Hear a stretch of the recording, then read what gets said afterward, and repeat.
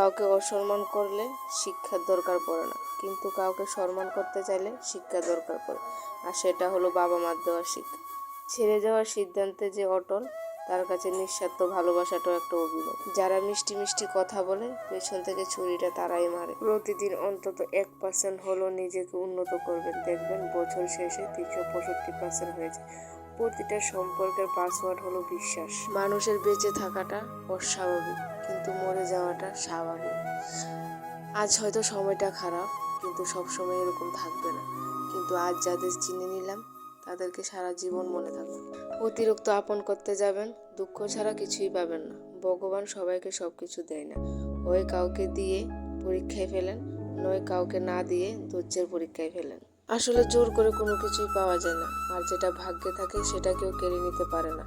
দেখতে সুন্দর অনেককেই পাবেন, কিন্তু যাদের মনটা সুন্দর তাদেরকে কেবল ভাগ্য করেই পাওয়া যায়। যে তোমাকে অবহেলা করছে তাকে ধন্যবাদ দিয়ে দূরে সরে যেও, কারণ তার অবহেলার কারণে তুমি অনেক কিছু শিখতে পারছো। অবহেলা মানুষের জ্ঞান শক্তি বৃদ্ধি পায়। অবহেলা মানুষকে ঘুমন্ত মস্তিষ্ককে জাগ্রত করে তোলে। কাউকে যতই কাছ থেকে চেনো না কেন, মন খুলে কখনো কোনো কথা বলতে যেও না, কারণ মনে রেখো, এই যুগে বিশ্বাসের মর্যাদা সবাই দেয় না। তুমি যদি চলার পথে বারবার পড়ে যাও, তাহলে রাস্তাটা বদলাও, স্বপ্নটা না। কারণ মনে রেখো, একটা গাছ তার পাতা বদলায়, জায়গা না। কথা বলতে যতটুকু যোগ্যতা লাগে, নীরবতা অবলম্বন করার জন্য তার থেকে অধিক যোগ্যতা লাগে।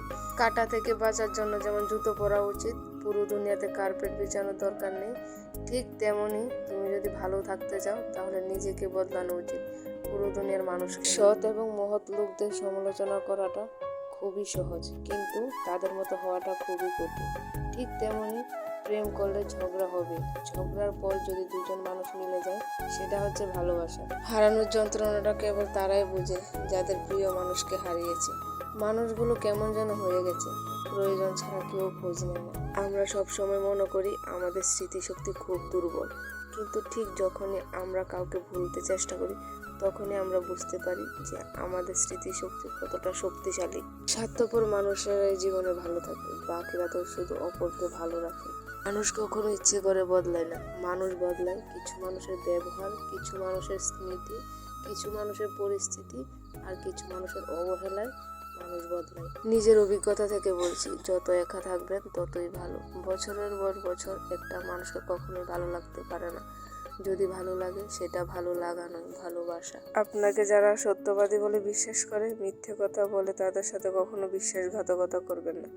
আপনার বউ চাকরি করুক বা না করুক, প্রত্যেক মাসে তার হাতে কিছু টাকা দিয়ে বলুন যে নাও, তোমার ইচ্ছে মতো তুমি খরচ করো। বিশ্বাস করুন, তার ইচ্ছে মতো সে কিছুই খরচ করবে না, বরঞ্চ সেই টাকাটা সেভিংস করবে, যাতে আপনার বিপদে আপনার পাশে সে থাকতে পারে। খারাপের সংস্পর্শে থাকলে একটা সময় ভালো মানুষটাও খারাপ হয়ে যায়। আমাদের বয়স বাড়ছে, বয়সের সাথে সাথে ইগো বাড়ছে, আর সাথে সাথে ভালোবাসার মানুষ কমছে। কাছের মানুষেরা ছেড়ে যাচ্ছে, আপন মানুষেরা ঠকাচ্ছে, এটাই হচ্ছে বাস্তব সত্য। প্রিয়জন হারানোর চেয়ে ঘর হারানোটা ঢের ভালো, কারণ ঘর হারালে রাস্তায় থাকা যায়, আর প্রিয়জন হারালে না ঘরে থাকা যায়, না রাস্তায় থাকা যায়। জীবনে কাউকে পাওয়াটা বড় কথা নয়, বড় কথা হচ্ছে আপনি যাকে পেয়েছেন তাকে সারা জীবনের জন্য কাছে পাওয়াটা, সেটা হচ্ছে বড় কথা। সব ক্ষেত্রে অতীতকে ভুলে যাওয়া ঠিক নয়, কিছু ক্ষেত্রে অতীতকে মনে রাখাটাও জরুরি।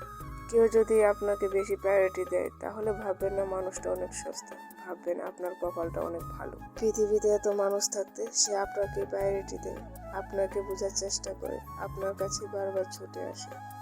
এখনকার সময়ে মানুষ চেনা খুব কষ্টকর। কাউকে